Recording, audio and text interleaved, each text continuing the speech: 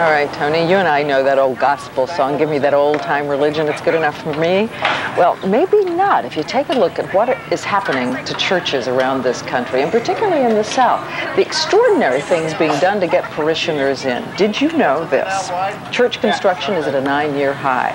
$800 million being spent on the Gulf Coast alone, and we're going to show you now what a couple of churches are doing as the millennium approaches. This is the First United Methodist Church as its founders dreamed it. And this is the church as they're dreaming it today. Thanks for your prayers. Hey, the pastor of First United Methodist, William Henson, says, what's the point if you can't get people in the door? People come to church with the question of what can this church do for me? Whereas at one time in our history, people came to church saying, what can I do for the church? That's changed now, but it's not all bad. It forces the church to take a look at, why should I go to church? Every Sunday, he gives a sermon at the old church, and then another one 12 miles down the road in the $30 million work in progress. You came from heaven to earth to show the way. This is a church as, well, religious amusement park with pools, baseball fields, a 3,000-seat chapel featuring a stage actually wider than New York's Metropolitan Opera. You wonder, has God gotten into the ratings game? People are constantly bombarded by advertisements of every kind. It becomes increasingly difficult to get across the message of the church that here's an opportunity for you to grow spiritually. This June, when First United switches on its 104 theatrical lights, video projection, and state-of-the-art sound, Broadway will commit a deadly sin: envy.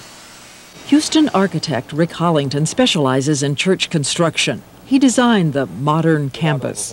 The churches actually are asking for a facility that does not reflect all the traditional images of the past church. No stained glass here at First United. Instead, 3 fountains with biblical themes in the atrium, including an 8-foot Italian marble statue of Jesus. The design of the churches now is much more like a performance hall in most aspects than it is a traditional church. Minister and historian, Forrest Church. The Roman circuses drew huge crowds. We certainly want to continue to be more like the Christian martyr than the Roman emperor who is bringing the great crowd to the circus. If we build it and meet the needs of the people, the total needs, you bet they'll come. There's nothing wrong at all, but if that church ends up looking and feeling like a mall, that attention and energy has been misplaced.